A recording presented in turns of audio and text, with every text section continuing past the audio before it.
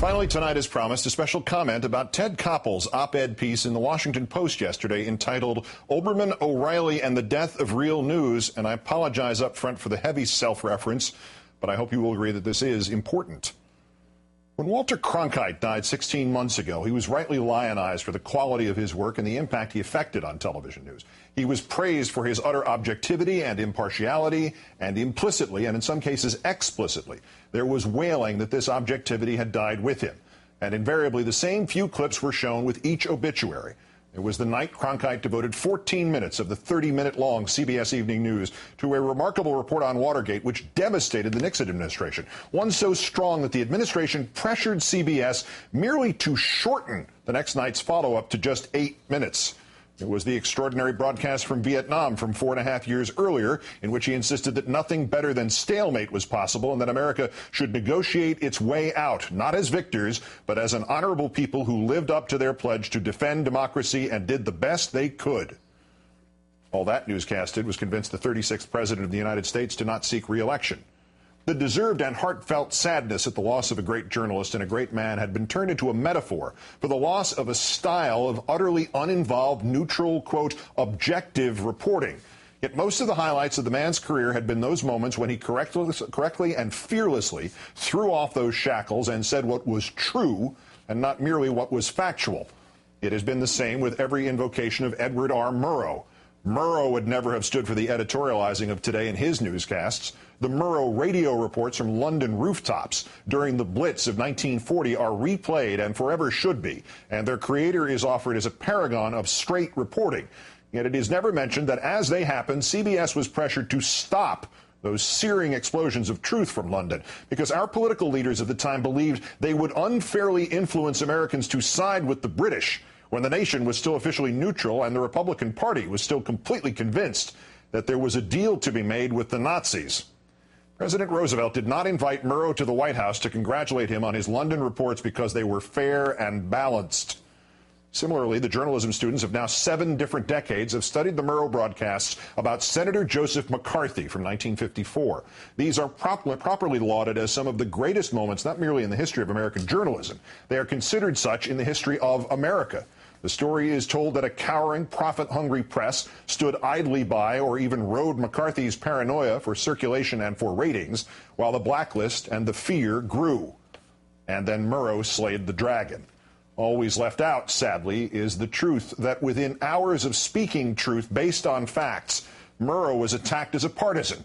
The Republicans and the conservative newspapers and the conservative broadcasters described in what they would have insisted was neutral, objective, unbiased, factual reporting, that in smearing the patriotic Senator McCarthy, Murrow was a Democrat, a liberal, a socialist, a Marxist, a communist, a traitor. Always left out, sadly, is the fact that these attacks worked. Within 12 months, Murrow's See It Now program had lost its sponsor and been reduced from once a week to once a month. Within 18 months, it had been shifted from every Tuesday night at 10:30 to once in a while on Sunday afternoons at 5, becoming, as one CBS producer put it, See It Now and Then. Mr. Koppel does not mention, nobody ever does, that the year in which Edward R. Murrow helped save this democracy by including his own editorial judgment in the news was the last year of his life, throughout which Murrow appeared on a regular primetime news broadcast. He would be eased out of CBS entirely in 7 years and dead in 11.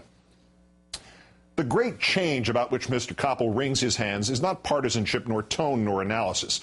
The great change was the creation of the sanitized image of what men like Cronkite and Murrow and Kaltenborn and Davis and Daley and Balkage and Smith and Severide and Rather and Jennings and Polk and Koppel did.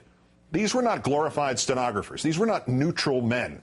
These were men who did in their day what the best of journalists still try to do in this one: evaluate, analyze, unscramble, assess, put together a coherent picture or a challenging question, using only the facts as they can be best discerned, plus their own honesty and conscience. And if the result is that this story over here is a presidential chief of staff taking some pretty low-octane bribes and the scandal starts and ends there, you judge all the facts and you say so. And if the result is that that other story over there is not just a third-rate burglary at a political office, but the tip of an iceberg meant to sink the two-party system in this country, you judge all the facts and you scream so. insist long enough that the driving principle behind the great journalism of the television era was neutrality and objectivity and not subjective choices and often dangerous evaluations and even commentary. And you will eventually leave the door open to pointless worship at the temple of a false god. And once you got a false god, you're going to get false priests. And sooner rather than later, in a world where subjective analysis is labeled evil and dangerous, some political mountebank is going to see his opening and seize the very catechism of that false god. Words like objective and neutral and two-sided and fair and balanced. And he will pervert them into a catchphrase, a brand name. And he can create something that is no more journalism than two men screaming at each other as a musical duet. But as long as there are two men, as long as they are fair and balanced, is not the news consumer entranced by the screaming and the fact that his man eventually and always outscreams the other? Is not he convinced that he has seen true journalism, true balance, true objectivity? I have read and heard much of late, including from Mr. Koppel in the Washington Post yesterday, about how those who succeeded his grand era of false objectivity are only in it for the money or the fame or the chance to push a political party. Mr. Koppel also implied, as others have, that the men behind this network saw in the success of Fox News a business opportunity to duplicate that style but change the content. Mr. Koppel implied that yesterday. In fact, nothing could be further from the truth. And the very kind of fact-driven journalism Mr. Koppel seems to be claiming he represents, and I fail, would not stand for his sloppy assumptions and his false equivalence of both sides do it. We do not make up facts here, and when we make mistakes, we correct them. Friday night, I found, as we rehearsed its presentation, that a segment implying that former President Bush had lifted parts of his autobiography from other works of recent history was largely based on excerpts that mostly required heavy editing and still produced only weak evidence. We killed the segment. Would Fox have? Would CNN have? 10 days ago, Anderson Cooper 360 presented a political story in the most cataclysmic of tones. There were three guests: an online magazine editor, a staunch liberal, and a staunch conservative. And they were in agreement. The story just wasn't that big a deal. The segment ran anyway. Moreover, while Fox may be such, we are not doctrinaire. I cannot prove it, so I'll have to estimate it here, and if I'm proved wrong, I'll happily correct it. But my intuition tells me I criticized President Obama more in the last week than Fox's primetime hosts criticized President Bush in 8 years.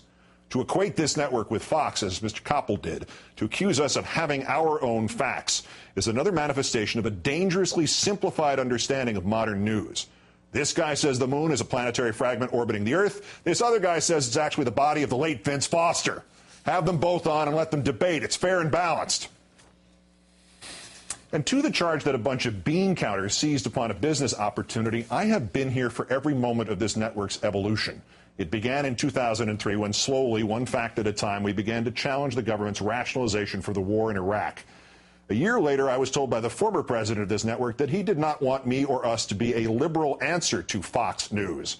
The man whose hour followed mine then was a conservative ex-congressman. The year after that, I offered evidence that there seemed to be a disturbing juxtaposition of government terrorism warnings or counterterrorism detentions with political bumps in the road for the Republican Party. The woman whose hour followed mine then had been hired by us away from Fox.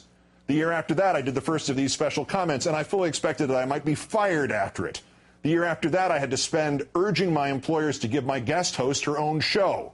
Now there are 3 shows in primetime in which the content usually lines up with the small L liberal point of view, even as it needles and prods and sometimes pole axes the Democrats. And that conservative ex-congressman is still on the air here every day, and he has as much time as the 3 of us at night do put together. If this was a business plan, it was not as good as the one at the nearest kid's lemonade stand. This network came to this place organically.